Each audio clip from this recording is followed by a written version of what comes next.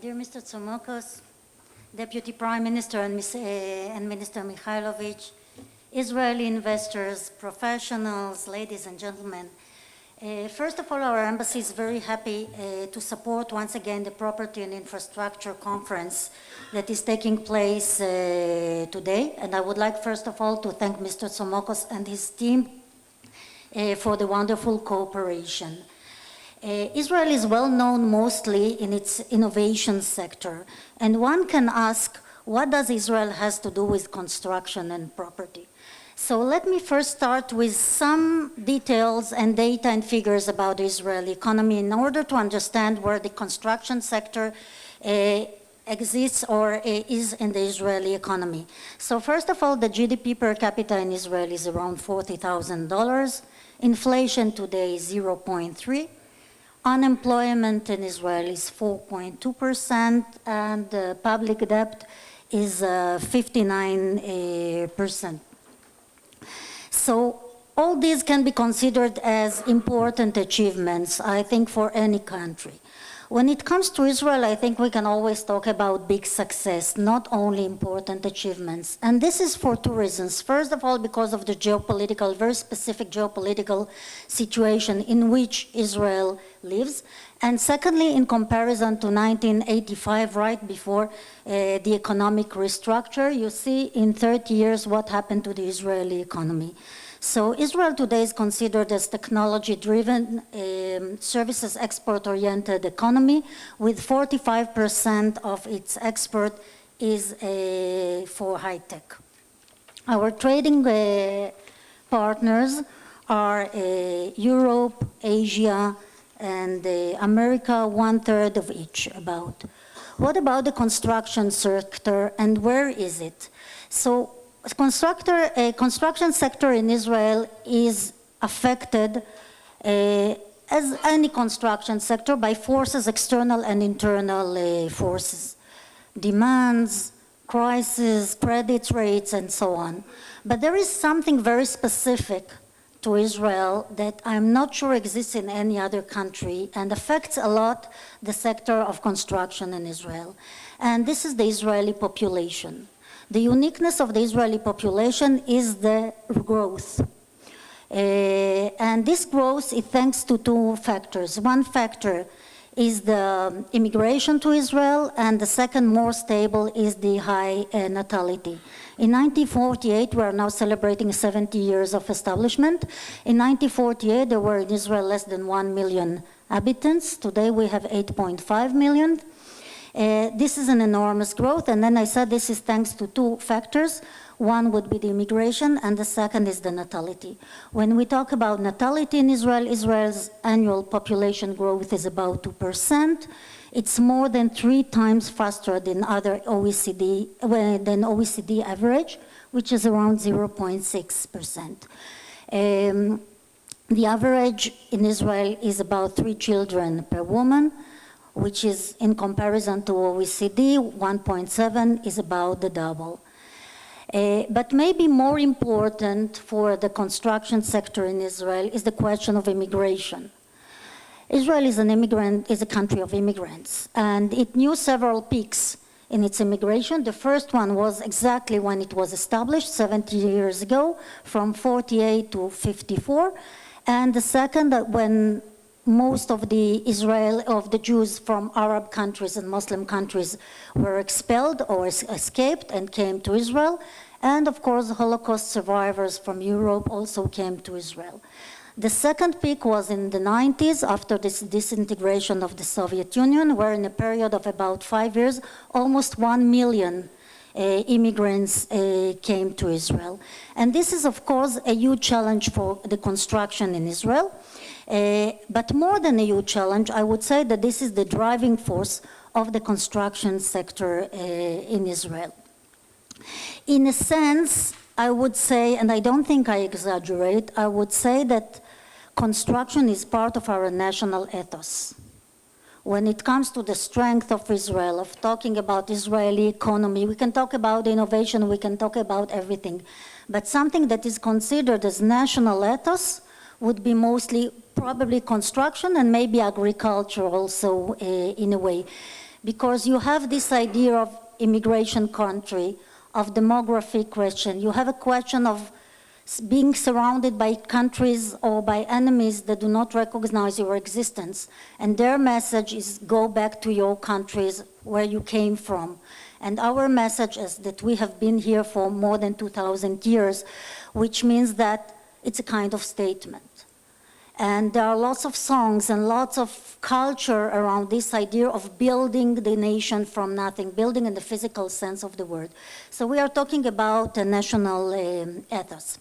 And of course, what it means as well, especially when it comes to immigration and growth, is involvement of the government, or how the government should encourage the private sector in order to be able to meet this growth and these growing demands.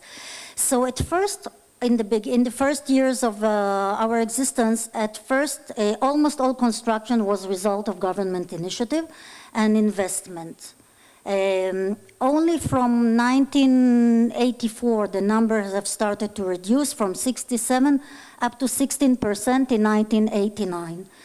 As I said, in the beginning of the 90s, we see a growing demand, a boom of immigration to Israel, and the demand rose temporarily, and the government had to be more involved and engaged in order to meet the fast rising demand created by this sudden influx of hundreds of thousands of immigrants.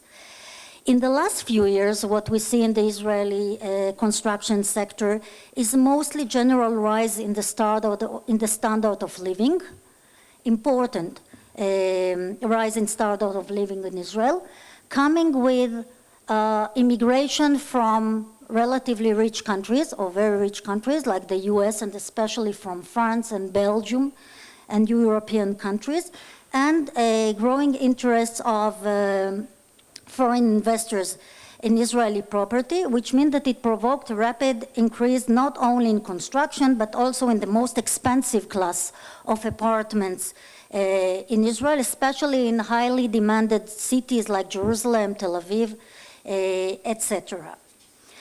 Due to that, in 2011, Israel experienced social protests. Tens of thousands of youngsters, especially youngsters, went on the street of Israel, especially in the city of Tel Aviv, asking the government to intervene in order to moderate the prices of accommodation. It was a huge event in Israel.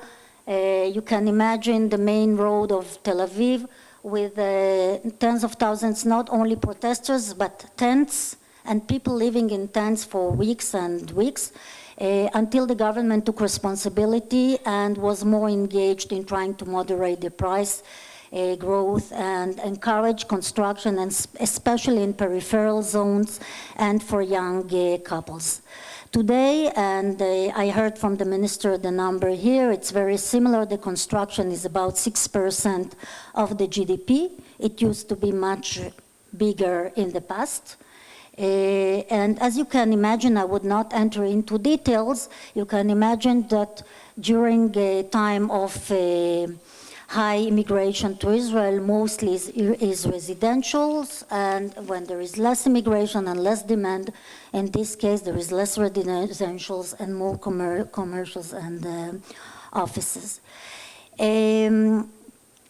Let me say something about investments of Israeli companies here. As you know, Israeli real estate companies here became, over the years, the flagship of the Israeli investments here in Serbia, with more than 1 billion euro invested since 2000. During the world crisis of 2008-2009, most of the Israeli companies preferred to stay here. Very few left. And I think that from the beginning they believed in the potential of Serbia, and they believed in the economic recovery of Serbia. And now what we see is a kind of increasing activity of the Israeli investors here. The numbers that you see are all from public sources. What you see in black, these are projects that have been delivered long time ago. Those in blue have been delivered this year, and those in red are initial phases and under construction. What is the direction that the Israeli companies, construction companies are taking? In the beginning, they were pioneers in what we call the office parks concept. They were followed by retail parks and malls, and today they are mostly concentrated in residentials, and of course all kind of mixtures of residentials and office and commerce, etc. Why are they here? As I said, they started to be here since 2000 because they believed in the market, and they stayed here during time of crisis up to now, and now they are increasing their activities here. They are here because, as the minister said, we do believe that good things are happening here. And Serbia is very appealing for foreign investors, especially in real estate, and not only in real estate. And this is, of course, thanks to the economic stability and the political stability that we see here, the very positive macroeconomic indicators, and the prospects for growth in the future. When it comes specifically to the question of construction, so Serbia holds the 10th position in the world of issuance of construction permits, according to Doing Business 2017 report. So this reform of the e-permits, as well as the question of cadastre that we are waiting, the continuation of the reforms, especially in the one in the cadastre, as well as the improving predictability in general, I believe that would provide an additional boost to real estate developers here. What are the embassy's activities when it comes to facilitating and easing the work of the investors here in general, and in particular in terms of construction? So first of all, we are here to create and to help to build favorable political environment. As you know, they are interconnected. Political relations and economic relations are interconnected. So first of all, it is important to create here favorable political environment. Secondly is to provide the businessmen with bilateral agreements. In this sense, we have made a lot, but I would say that a lot should be done. There are several general agreements, like protection of investments. We are about to sign very soon, I hope, the avoidance of double taxation. Yet a lot of other agreements should be signed, but I think that we are on the right track. The third point is, of course, the networking and business matching. I would say that our job is relatively easy because what we find is a kind of similar mentality, similar way of thinking between Israel and Serbia, and this, of course, makes the networking much easier. We are here also to provide updated information for Israeli companies who want to come invest or to export here to Serbia, and of course we are organizing and supporting all kinds of events as this kind. Having said that, our job is to facilitate. Your job is to take the decision. So we are here in order to help you to take the right decisions. Thank you.